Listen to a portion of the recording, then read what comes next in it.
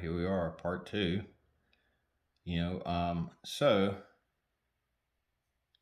good old Corvold. Uh, probably my favorite and the most tinkering I've ever done was with this deck.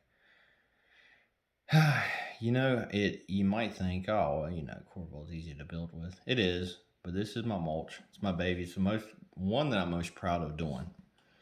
Mm. So I started this as soon as Eldraine came out. I was able to get my hands on this guy. So definitely in 20. This was after, obviously, uh, the Corvold build and the Anya build. And I had a lot of the tools from the Windgrace deck that initially I slotted into this one. So you'll see a lot of those, and you'll probably even see Windgrace himself in this one. I hadn't played this in a while. When I say a while, probably a month. So this is my favorite one to play because it's the most, for me personally, interactive. Not so much with the board, but it's got some interesting things I can do. And I always have an answer for something most of the time, unless this guy just gets taken out. But I can figure it out most of it. And it's just really neat because you're just doing so much stuff. It does lead to solitaire play, but still it's pretty fun. Now, with this one, uh, you know, obviously now we're branching into black, red, and green. When I first did this, I was doing creature sacrifice before I went into mulch. Why mulch? Well, creatures get removed so much, and if you do creature builds, it always winds up being the same thing. It's not any different, and you miss out on some of the best green spells that are out there. People will disagree with me on that. That's fine. I don't really care.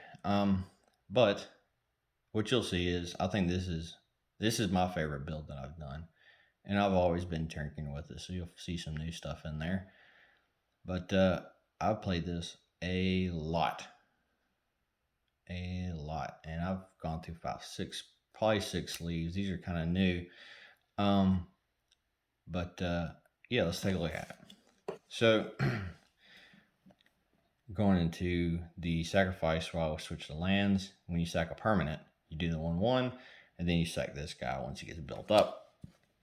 Here, I'm gonna push it down a little bit. There we go. Obviously, you need a way to get all those lands back. So you'll play something like Splendor Reclamation, turn all land cards from your grave river to the battlefield tap. Try out the Dread Horde, giving out your stuff 1/1, trample and infect. 2-mana Hellfire to finish the game. This is where most of my expensive lands went, is into this deck. Because you have to search, you have to maintain a consistent mana base because there's so many working parts in this. Explore, Mirror the Moaning Well if you need to gain life. Usually you're sacrificing Corvold or Jiri or something. Playing additional lands. Need for speed. Sacking a land to get something haste. One of the best red enchantments in the game. Especially for what you want to do here. Cadaverous Bloom. Choose a card in your hand and remove it from the game. Add 2 black or 2 green. So you're using this mostly to bump up and push out that mana to do a big splashy spell. Dryad's been in there since I built this. Good old squander resources, sacking lands to get mana. Putting basic land. You draw so many cards with this deck, it's ridiculous.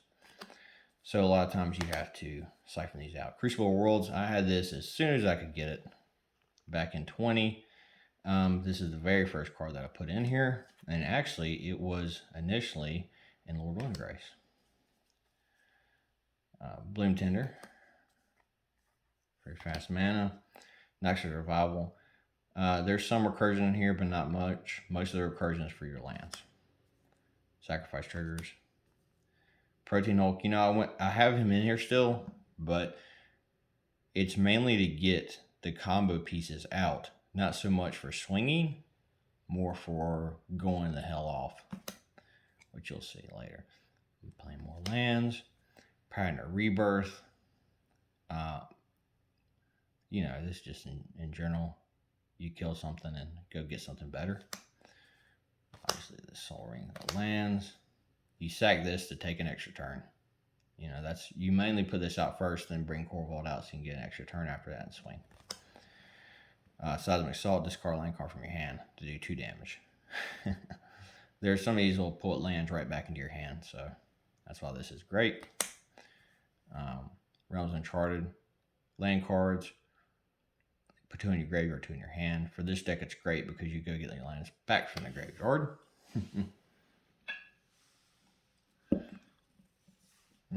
Tendrils of Agony, the Storm Count. You can play a lot of spells in this if you get your lands, obviously for haste. Strip Mine for land destruction abuse. Runamac for playing lands. Another Stinging Study. I believe that's a staple card. Cheap Tutor. Reprocess, one of my favorite cards. For one, it's got the Art of Phyrexians in it. It's an old card. Sacrificing a number of artifacts, creatures, and or lands. Draw a card for each one, sack it this way. So you're going for your lands. Good old Omnath. So what you're doing here is you're bouncing your lands in and out so that you can make 5/5 greens. But also, when here another elemental dies, it does 3 damage to any target. So with this, and then Titania, you're pumping out a lot of these elementals, and then you're sacrificing these elementals to usually reprocess. There's also a god in here, Bantu, and when you do that, you're doing that damage. Oh, there he is. Yep. So when he enters, you sacrifice any number of permanents and draw that many cards. So you can see where this is going, right? You can abuse your lands for landfall, all kinds of things. Nixilis, landfall, making somebody lose 3 life each time you put a land into play, and he gets really big, then you sacrifice him, and you can do some damage with him, you can gain life. And you will put a lot of lands out with this. Oh, I haven't got this card yet. So Bitter Ordeal, search target player's library and remove a card from the game. Has Gravestorm, copy for each permanent put into a graveyard. New targets if you want. So I'll put this in here recently, and I want to mess with it because you do put a lot of stuff in a graveyard. I feel like you can exile a whole lot from your opponent's library. I've played it once. It goes off pretty good. Sack a permanent with 1 damage. Escape to the Wilds, obviously a big staple. Ramp. World Shaper, you're using that to put all your lands from your graveyard into the battlefield tap when you sack her. Sack Outlet. Zuran Orb, I've had this in here since I first built it. This is what made me go into Mulch, honestly. Is you sack a land, gain 2 life. It's a big sack outlet. The Titania, when land enters to the graveyard from anywhere, graveyard from the battlefield, you get a 5/3 elemental token. That works with the Omnath. You've got the Sylvan Safekeeper, sack a land to get a creature you control, can be target spells or abilities. Bag of Devouring. Yeah, I mess with this because when you sack it, you can exile it and put it in with the Bag of Devouring, and then you can play that to return them to their hand. I don't know. I just thought it was neat. Brash Taunter. You can do that to fight Corvold. You can do it to fight Auto Nixilis and do damage. Lotus Cobra Ramp. Talismans. Petrified Field. Taking a land card from your graveyard to battlefield if you sack it. So you can cycle through cards with that. Gitrog, same thing. You're sacking lands, but you can play an additional land, and you draw cards and lands go away. Good old Survival of the Fittest. Choose and discard a creature. Yes, you know what that is. Oh, there he is. The old Windgrace. He's in here just because pay homage to him. He comes in clutch. Tutor. That way you can flash in your creatures, which comes in handy. You know, Great Hinge is a staple. Metamorphosis. You sack a creature, and Mana cost, you get the mana equal to that mana cost of that creature +1, so it can help you bump up. Scape shift to sack a bunch of lands, and then go get a whole bunch of lands and put them in, so you can get your landfall triggers off of that real good. Scalding Tarns, Signet, Heroic Intervention to protect your shit. Overabundance, when a player taps a land for mana, player has 1 additional mana in mana pool, and then does 1 damage to him or her. You're doing this so that you can really pump stuff out. You put so many things into battlefield tap that this is extremely necessary so that you can keep playing. Inverted Truth, you put so many things into your graveyard off the sacrifice. What if your stuff gets destroyed and you can't do anything else with it? So you can do this to shuffle it back in. Ramp. Sack Outlet. Rain of Filth. Each land you control is to sacrifice it to add a black. So you get your sacrifice trigger, plus you get black mana, which you can pump into other stuff. Of course, I have the full suite of talismans in here. Oh, good old Mana Bond. You can discard your hand at your end step to put all your land cards into play, which I like to do early on so that I can get ahead. Also, it's great if you've drawn a lot and you don't really need anything. Reanimate. Land Grant can be a great free spell if you don't have lands. Boundless Realms, probably sitting at about $6 right now, maybe $4. X number of lands you control, put them in the battlefield tap. So if you got a bunch, and you will have a lot because you ramp pretty hard with this and pretty fast, it's a good way to get even more. And landfall triggers. Oracle. Lands.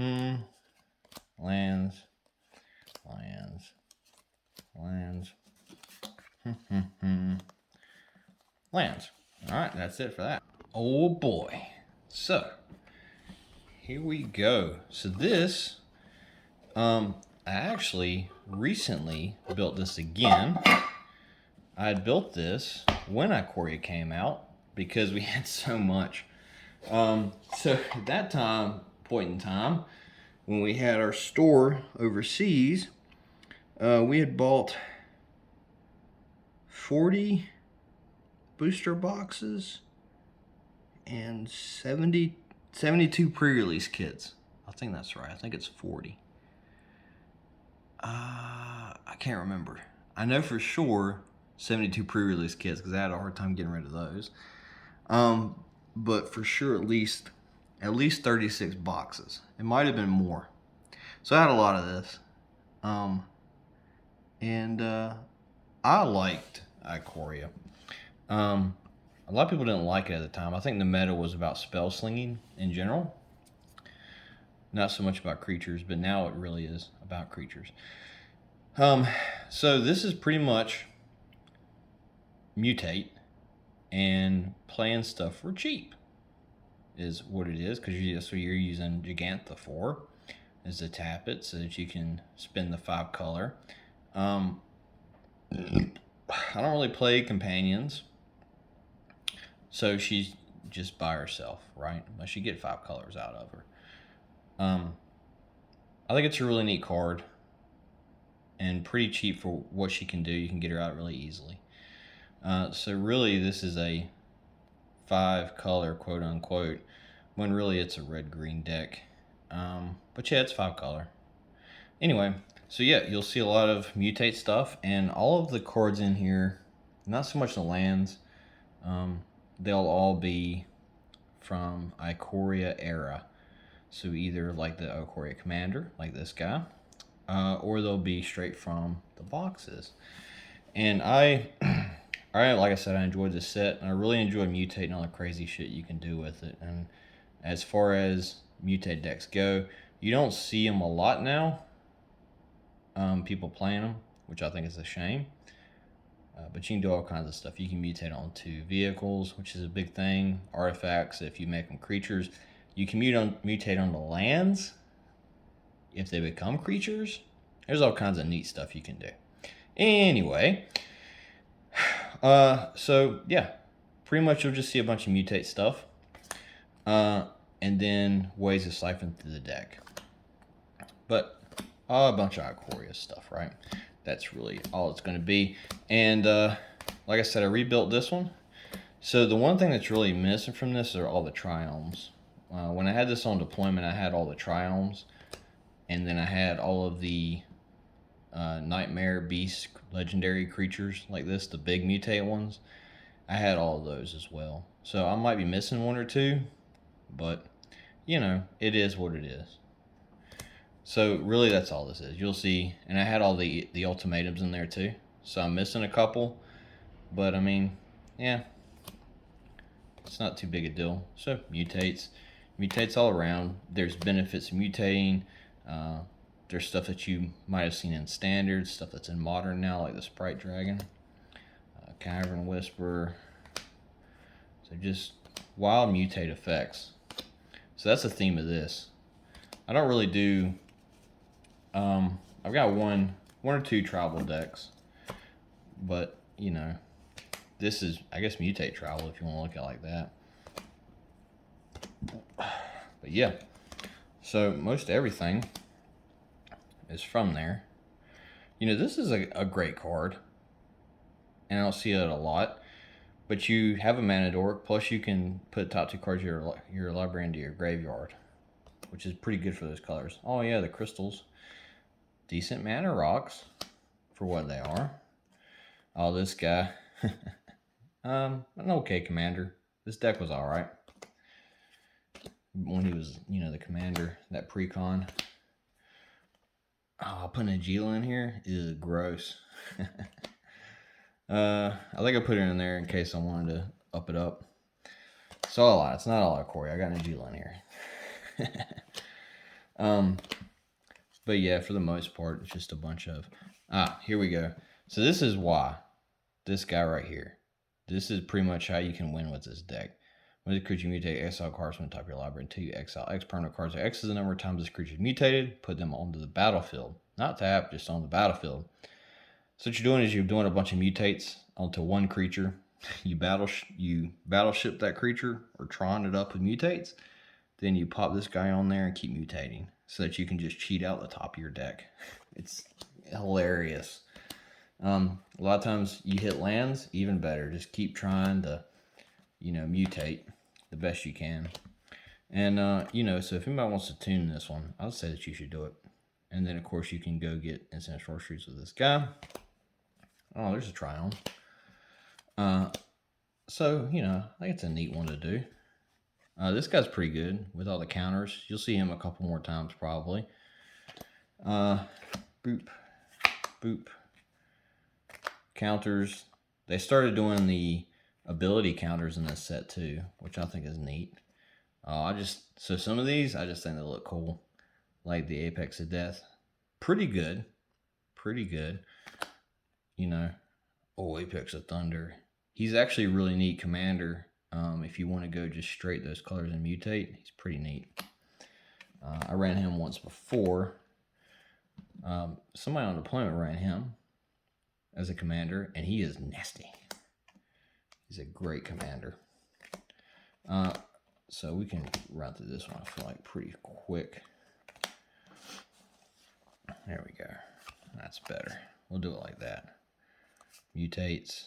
Migration Path. People really rag on this one, but when you're doing a limited set draft like this, to where you're just building with that set, which is one of my favorite things to do, draft a box and take all the cards from that box and build yourself a deck.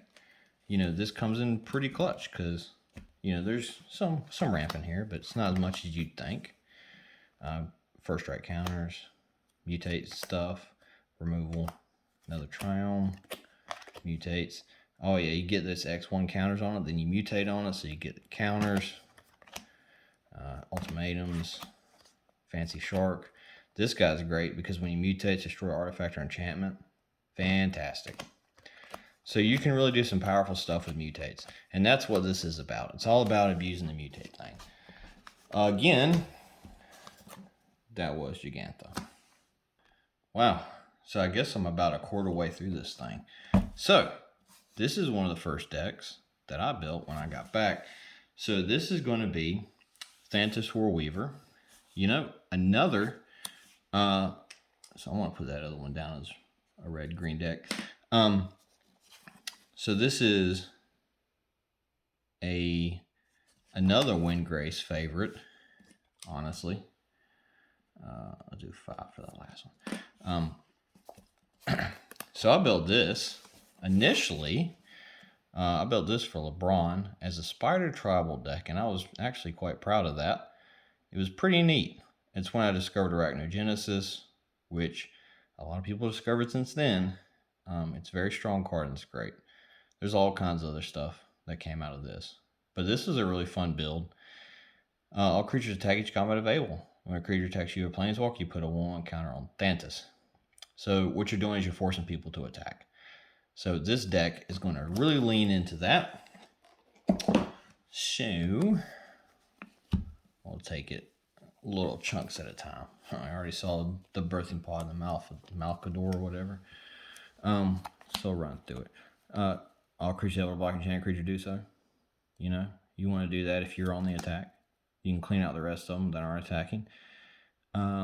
Look for a land card, put in your hand. 3 mana. So I really like this guy because it gives you some fast mana. Hunter's Insight.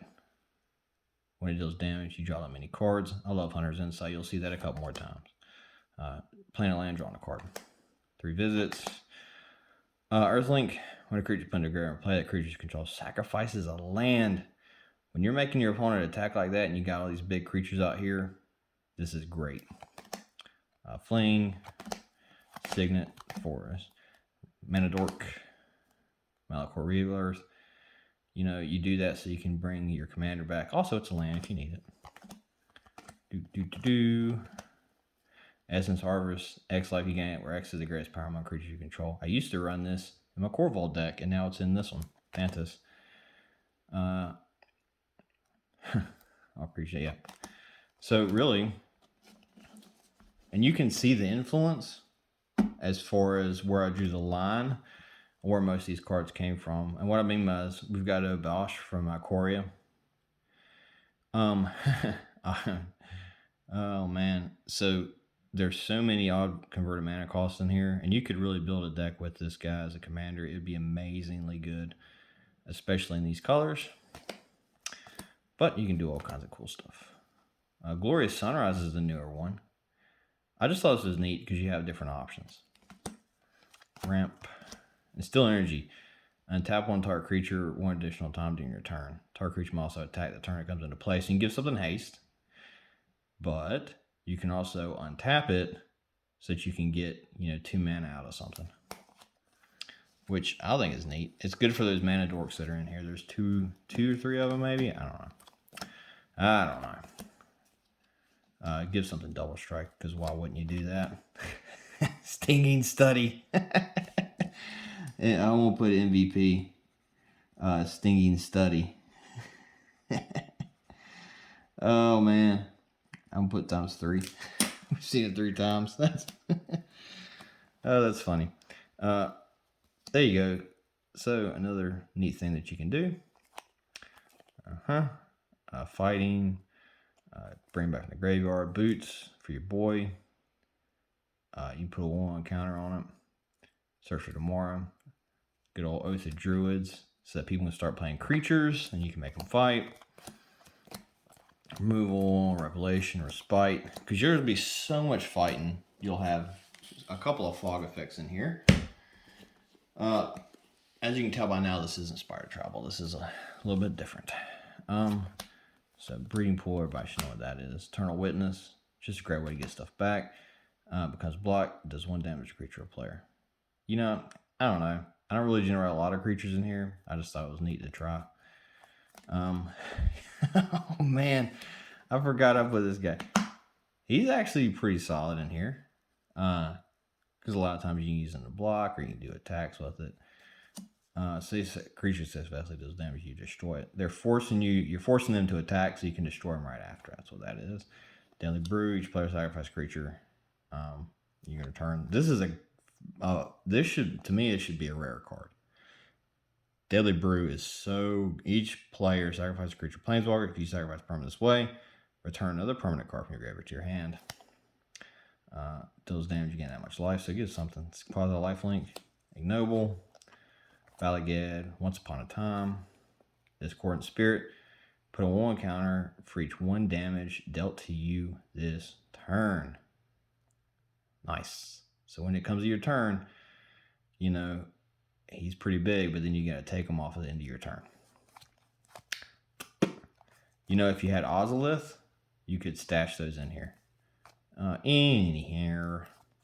So we'll bump through some of this stuff because you've already seen. Bedlam, creatures cannot block.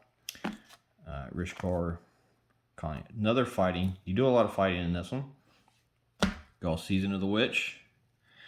For each untapped creature, they have to pay 2 life or keep them or something like that. I don't know. Be sure. Initiation, just giving something poisonous 3 is all it is. I just thought it was a cool card and I wanted to put it somewhere. Twin Flame, you put a token as a copy of those creatures. Let's get some more of the meat and potatoes of this thing. Reclaim the Waste. Hull Breach, great removal for enchantments. More enchantment artifact. So this is your MVP for this. I pulled him out of my mono black deck. He's great in here because I'd put him up there and nobody would attack me because I know that I'd block with them and they can have to sacrifice. But now you're forcing them to attack. So a lot of times you're getting that sacrifice trigger off. Another fight card, Mana Dorks, and Malfagor. So there you go. Really, that's it. You're just making them fight and you're making them pay for it. It's not too crazy. It's not too over the top.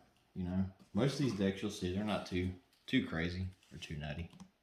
All right, here we go. So that was 2020, near the end of it. And here we are, kind of was in the middle of it, but mostly when I moved here, this is the first deck I built in where I live now, over in Tennessee. So this is Kalamax, and this is very much a spell slinging with emphasis on doing stuff for Kalamax. So if you don't have Kalamax out, you have a hard time. That's all it is. So you'll see a lot of removal in here. You'll see things to activate, copy, activate, or triggered ability so that you can make Kalamax bigger. There's other triggered abilities you can do. So you see a lot of ways to draw cards, a lot of ways to get them back. Oh, this is just a funny card. Especially if they're playing mono black. You slow them down a little bit. Cassie Time.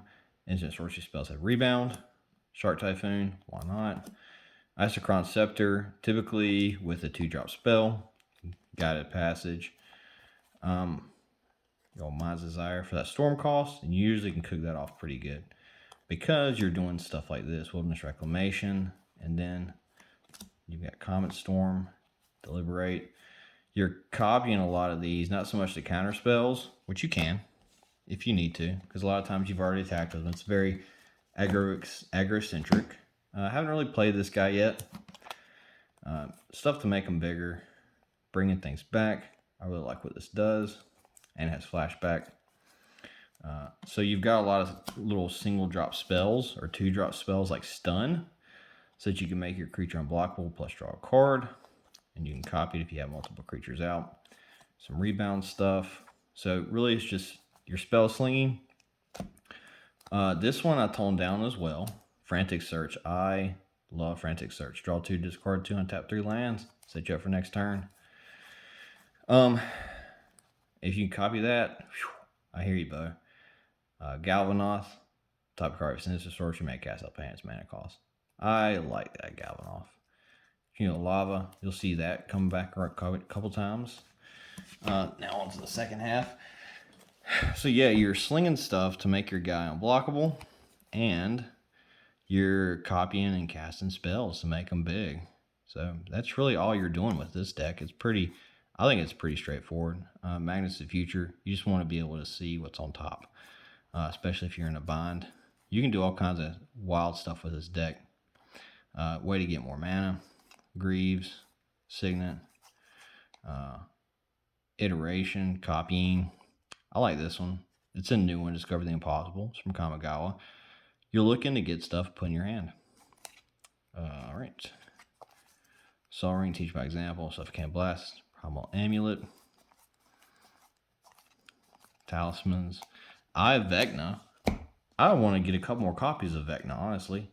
You enter battlefield, draw a card, lose 2 life. Beginner upkeep, you may pay 2. Then you draw a card, lose 2 life. So this is a great artifact. I don't know how much it's going for, but I love it.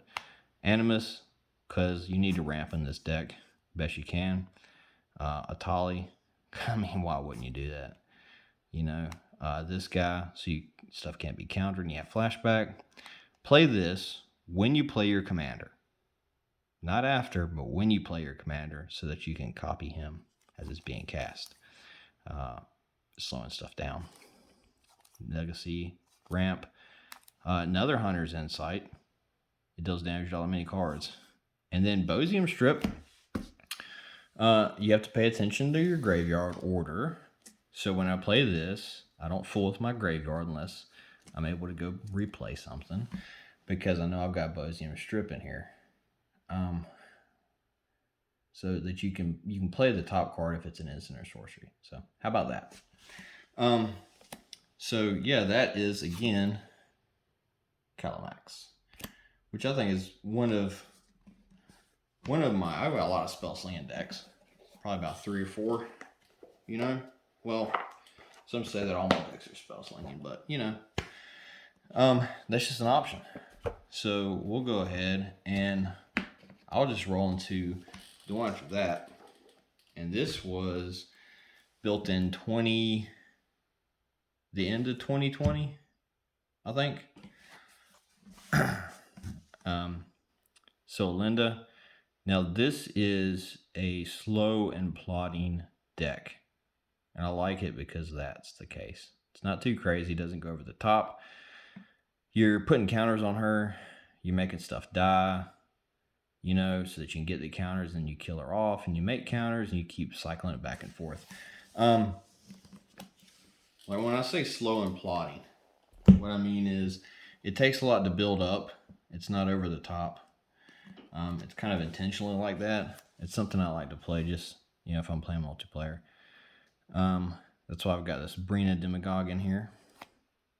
You know, Aya, Deathbringer Liege, Promise of Loyalty. So this has some of the newer stuff in here because I tinker with this a lot. You know, because I'm not really concerned about it getting bad. There's a lot of things that come in, you know, to make somebody sacrifice something so you can get the counters. Doing the same thing here, sacrificing the creature, because you can make a lot of creatures with Olinda. Same thing, lots of fast mana, because you need it. My God, do you need it in here? Same thing, sacking a creature to have black. And then all these other sacrifice triggers, you know, mass removals, making your opponent sack stuff, some Malacrum to protect yourself, lots of protection, because my God, you have got to protect yourself because it's so slow. But, you know, it's pretty neat. You know, it's a little bit bloated because it relies on you getting her out. But if you were to put some fast mana rocks in this, if you were to really focus on it, it could be great. To Fierce Protection, again, because you'll need it. This is a neat one. A summon card put in a graveyard from play, so summon means creature. Put that card face up under Purgatory. During your upkeep, you may pay 4 and pay 2 life. Put that card in Purgatory into play. So we're just played. And then if this goes away, all those things that came into play get removed. Chroma's Will, because why wouldn't you put it in there? More mass removal. Welcoming Vampire. Pretty solid. Pretty solid. You draw cards whenever all those 1/1s enter under Olinda. Fast mana again. Oh, there she is. So Massacre Girl is the one I was talking about. She was the very first commander deck I built by myself, as far as not being based off of precon and just building stuff with collections that I had. And this is before I really had precons. I built with Massacre Girl. And, you know, I won a couple games because, for one, I was inexperienced, so people left me alone. But also, she would come in and just wreck face. And it was hilarious. She's fun to build as a commander. And, you know, if you really want to focus on doing some mass removal, why not throw Massacre Girl on? Try to play that. It's neat. Another one of these. Black Market for fast mana. Oh, another Thematic Compass. I knew we'd see another one at some point. Mass removal. Another Peer into the Abyss, Sagromancer, Razaketh. You have plenty of creatures to sacrifice in here. That's why he's good. Atrioth. So you can return a land to your hand. Blood Artist. Match removal. Lifeline. When a creature put into your graveyard from play, turn that creature card from your graveyard to play at end of turn. Mainly for Alinda. But you can do all kinds of neat things. Same thing. So you're trying to get Alinda out. You got Lisa so that you can, do all that. This guy's pretty great. When you gain life, you may put that 1/1 counters on each creature you control. Do this only once each turn. You can do that because you grab a lot of life off of some of these things. I'm thinking about putting him back into my second to last deck that I built. So, and I haven't played this in a while. When you gain life, put 1/1 counter on Johnny. So, I think I have a Johnny in the other one, but I don't know. Ink Shield, Grim Return, mainly because I like the art. I'm a big Sad McKinnon fan. That's the kind of art that I like. Obliation. I think this is a neat card. You can do it to yourself and draw cards. Netherborn, you need this for this deck because you kill her off so often, honestly. And then a Soul Ring. So that's Alinda. So we're going to pause it right here so I can do some tally.